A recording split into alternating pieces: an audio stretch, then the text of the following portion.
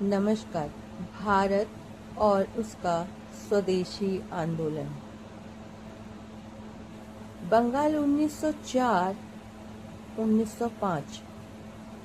बंगाल विभाजन के कारण 1905 में स्वदेशी आंदोलन का भारतीय स्वतंत्रता आंदोलन में एक विशेष स्थान है।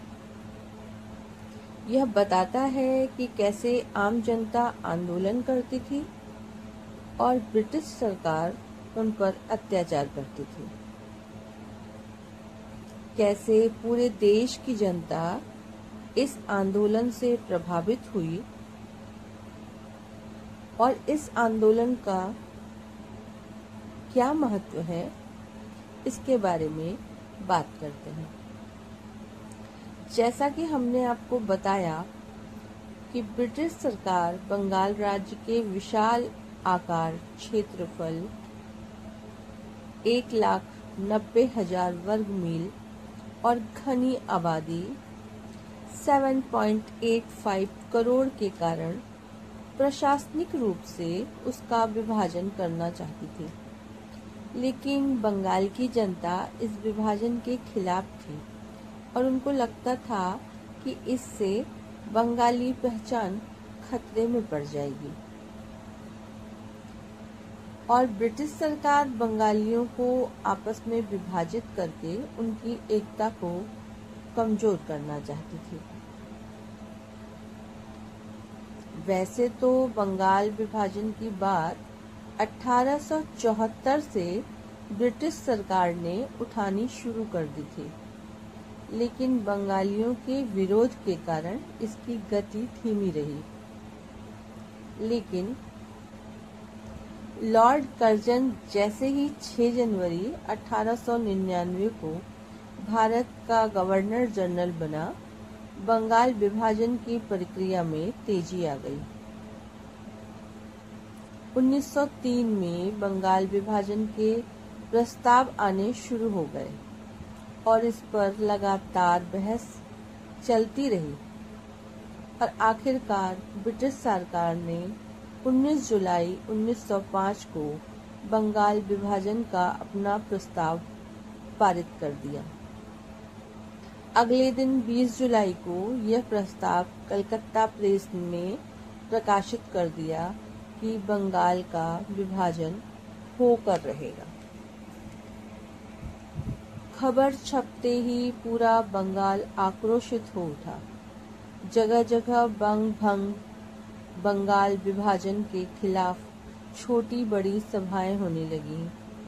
एक सरकारी रिकॉर्ड के हिसाब से ऐसी 2000 सभाएं गांव और शहरों में आयोजित की गईं। फिर आया अगस्त। 7 अगस्त 1905 में कलकत्ता, अब कोलकाता के टाउन हॉल में होने वाली सभा से बड़ी और ऐतिहासिक थी। इसकी अध्यक्षता कासिम बाजार के राजा सर मणिन्द्र चंद्र नंदी ने की। हालांकि ये सभा 5 बजे होनी थी, लेकिन 2 बजे से ही वहां भीड़ जुटनी शुरू हो गई थी।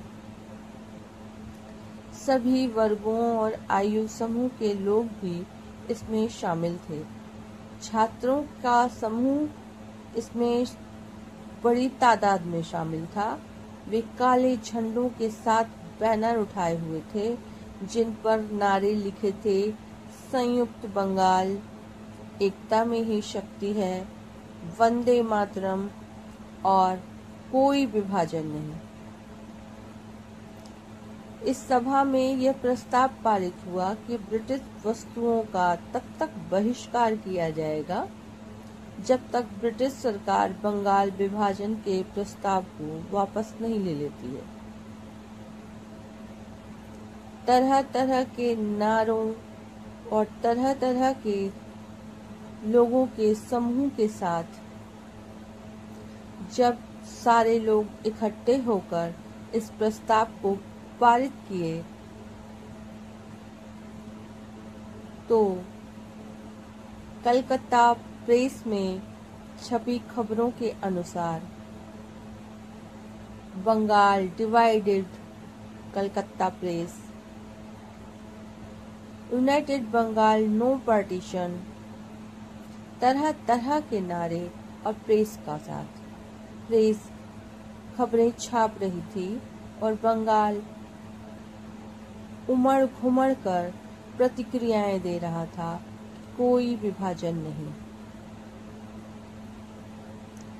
हरि गोलू ज्ञान पाठशाला में हम आगे भी इस विषय पर बात करेंगे, कैसे ये आंदोलन हमारी स्वतंत्रता का सहयोगी बना।